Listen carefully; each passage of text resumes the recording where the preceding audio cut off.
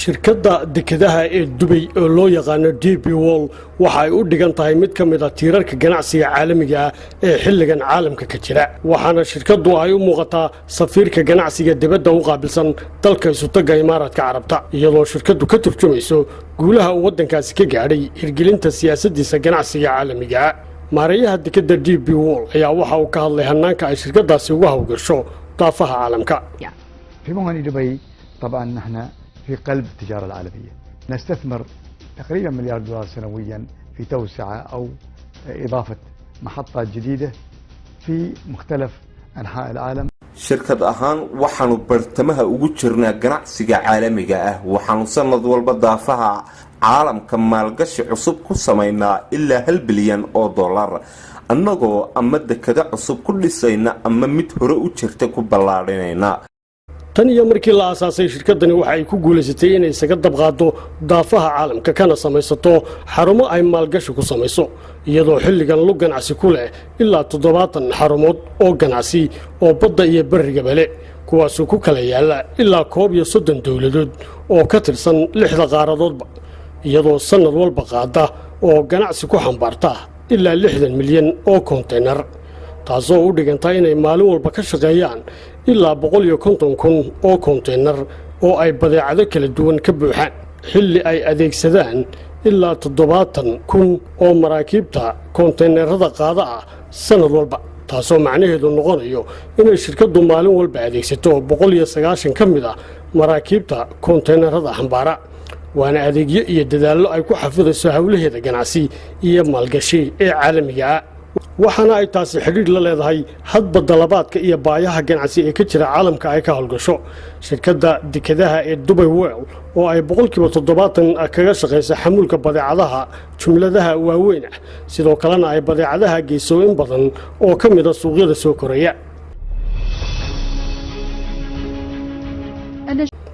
guulaha degdega ay shirkadani gaadhay waxa aasaas u ah qaar ka mid ah tiirarka adag ee ay shirkaddu ku dhisan tahay waana waxyaabaha hore qaybta uga qaatay in magaalada Dubai ay noqoto magaalo caalamiya waxaana tiirarka ka mid ah iyadoo shirkaddu qiimo gaar ah siiso wax kasta oo ay qabanayso si ay uga dhamayso adeegyada ay u baahan yihiin mujtamacaadka ay wada shaqaynta iyo maalgashiga la leedahay oo ay soo raacdo farsamada iyo hal-abuurka casriga ee tiknoolajiyadda ku dhisan ee ay adeegsanayso kaasoo ka dhigay dekedda weyn ee Jabal Ali ee ay shirkaddaasi gacanta ku haysaa inay noqoto dekedda ugu weyn mandaqada bariga dhexe sidoo kalena ay dekedda Jabal Ali tahay dekedda sagaalaad ee ugu weyn caalamka oo dhan waxa faa'iidada weyn ee dekedda Jabal Ali leedahay inoo faahfaahinaya qaar ka mid ah madaxda dalkaasi iyo saraakiisha sare ee shirkadda Dubai World ميناء جبل علي والمنطقة الحرة في جبل علي تساهم أكثر من وحصوصات الدكتة جبل علي وحي بقول كيبا لباتن كتهاي دخلية كصوبحة وحصوصات جودها إيه إمارة دبي وحنا الدكتة بدور وين أي كعيارتا السجود بنت بيدا عدها دلالك خليج كعربتا يدو الدكتة وحل صارتها بقول كيبا سديتا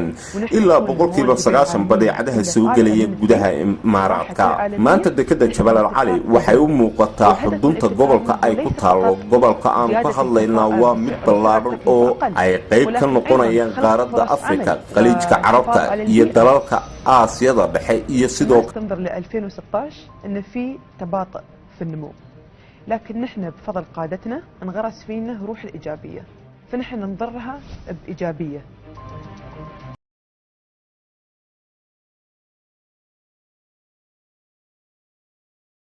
dekedda caalamiga ee Jabal Ali waxay u dhigan tahay xarunta guud ee dekedaha shirkadda caalamiga ee Dubai World ay gacanta ku hayso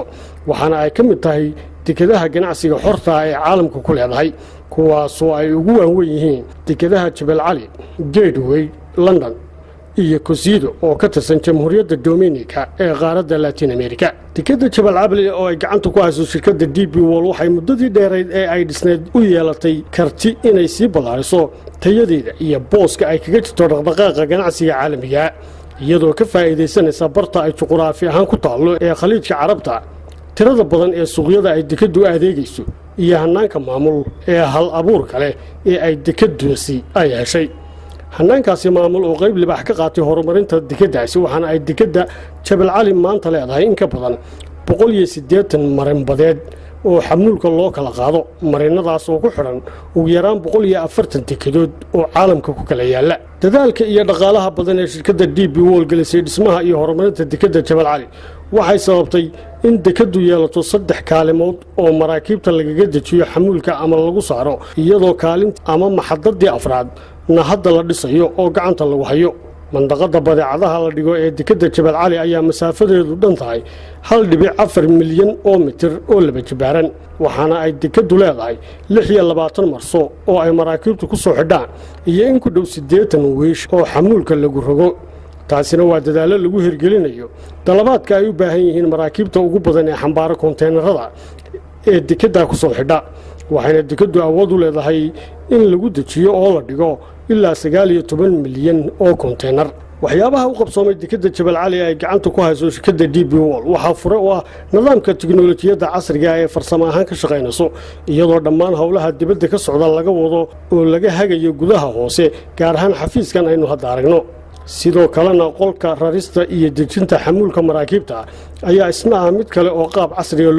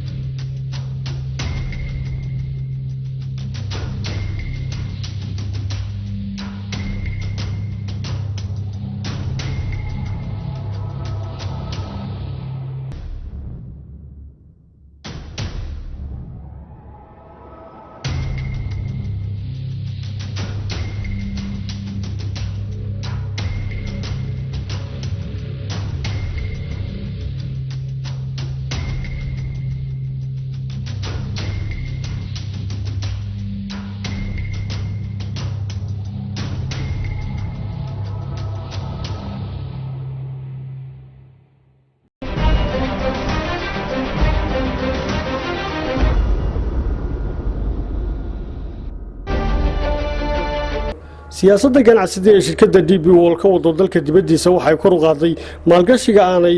ku baqaylin ee ay u hurto iyadoo ka duulaysa kuna qiyaas qaadanaysa dalabaadka xilligan jira iyo baahiyaha iman kara mustaqbalka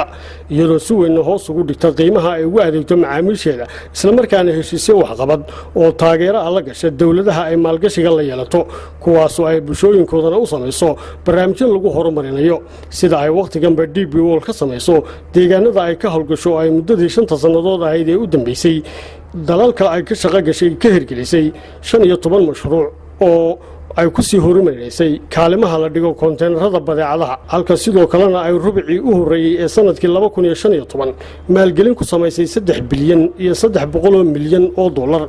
oo ay gelisay maalgashigeeda suuqyada soo koraya ee Afrika, Aasiya, Yurub iyo waliba Latin America